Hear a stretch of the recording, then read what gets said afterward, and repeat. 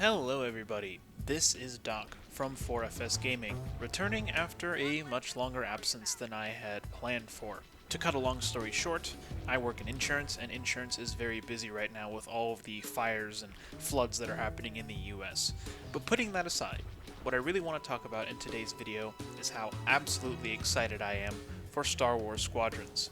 And I'm also going to be talking about what we can expect from the game and some games you could play in the meantime until it comes out on October 2nd. First of all, what do we really need to know about it? Well, it's being made by Motive Studios, a studio that has only worked on one project before, the single-player campaign and the space combat of Star Wars Battlefront 2, which you are seeing in the background now. Personally, I really did like the flying and space combat in Battlefront 2. More so on consoles, mainly because on the PC, the gimbal aiming, which is the system where your guns have some degree of freedom from the flight path, made the flying feel really weird and micromanagey. Not bad, just weird. And flying in first person wasn't really ideal, since the added awareness of third person was invaluable for making sure you didn't run into any debris floating around the map. And being able to see your enemies better with the much wider field of view and field of fire for the gimbaled weapons was also pretty nice. The only real benefit that first person provided for you is that you were slightly more accurate with your standard weapons. But in Squadrons, since everyone is going to be stuck in the cockpit, the field will always be even. But being stuck to flying underneath the canopy might be a bad thing if they used the same lighting and shadows as they do in Battlefront 2. The light sources are really bright, and as a result, the shadows cast on the dashboard and canopy are incredibly harsh and really distracted from flying. At least to me. They weren't at all game-breaking, but they really were distracting. Thankfully though, they've made the lighting in Squadrons a lot softer while still making it look good, and making the shadows less harsh. And even when there are bright lights and dark shadows around, the HUD is easy to see, and your view through the canopy is never obstructed. If you actually want a good look and a good video that shows the differences between Battlefront 2's cockpits and Squadron's cockpits, Cinematic Captures, they did a really good job, and that video will be in the description, and I have a screenshot of the comparison on screen right now, just that way you can see what it looks like. But if you want a more in-depth comparison, I highly recommend that you check out that video. But enough about visuals, what about control? Well, of course you will have a lot more control in Squadrons. You of course have the ability to pitch, yaw, and roll, so that's up and down, left and right, and then of course rolling left and right. But you won't be able to just hold left or right to do a straight turn. You will have to roll and pitch to make the best use of your mobility, because just yawing probably won't get you the same turning circle as actually doing a proper turn. You'll also be able to drift. Now, I'm not 100% sure how the drifting will behave, but I have two theories on how it'll work. Either you'll be able to make much tighter turns at the cost of speed, or you'll simply be able to turn in a different direction than the craft is traveling in. Either way, it is a very helpful system. You can also direct power from three systems: shields, engines, and weapons. Powering up each of these systems will give you a bonus to whatever system has the most power. Powering shields gives them more health and a faster recharge. Powering your weapons lets them fire for longer before running out of power, and may also boost the damage, and powering the engines will improve your top speed, acceleration, deceleration, turning rate, and will let you charge up a boost when traveling at max speed for a short time. Though bear in mind that the TIE Reaper, the Imperial support craft, is the only one that has a shield generator, so TIE fighters, bombers, and interceptors will have more default power for the other two systems, engines and weapons, so it should be a worthwhile trade-off for them not having a shield generator.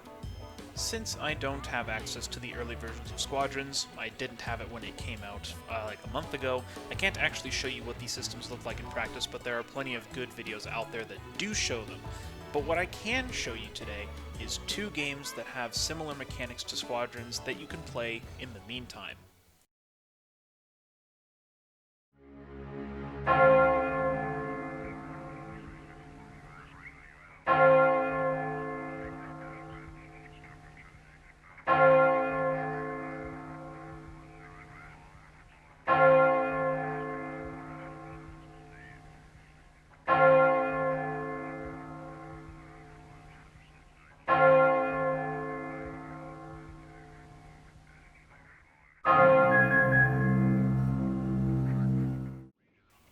first one of these games is House of the Dying Sun, an arcade flight game where you are in control of the powerful Executor II Interceptor.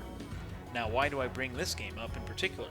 Well, because it's a really fun game that has most of the systems you can expect from Squadrons, plus a bonus of light RTS and fleet management mechanics. The only system it lacks from Squadrons is power distribution, but its speed is more like Squadrons than the other game I'm going to bring up in this comparison. You can even play it in VR if you so wish, and it does look very nice in VR too. I might do a more thorough review of this game later down the line, but right now we're mainly talking about Squadrons, so let's go on to the next game I wanted to mention.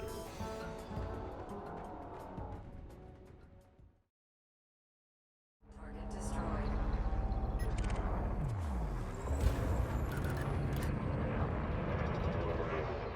Which is going to be Elite Dangerous, a space sim that literally simulates our entire galaxy with a lot of different career paths to take.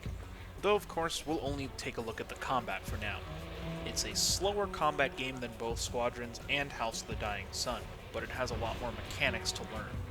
You can completely turn off what's called Flight Assist, which allows you to essentially drift through space and makes you handle more like an actual spacecraft.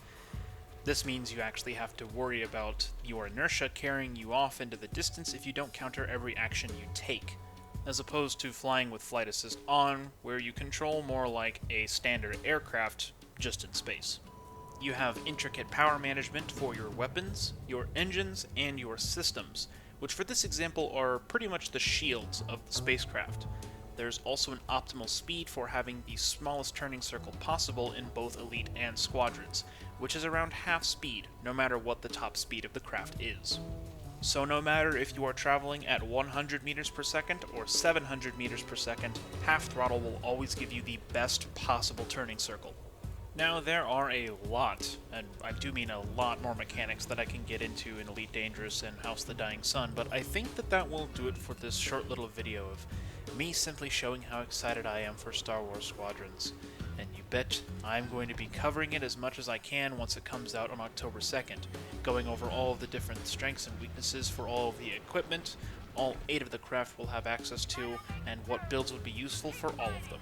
So I hope that you will all look forward to those videos starting very soon. Who knows, maybe I'll even stream some of the games of Squadrons if I can get the time.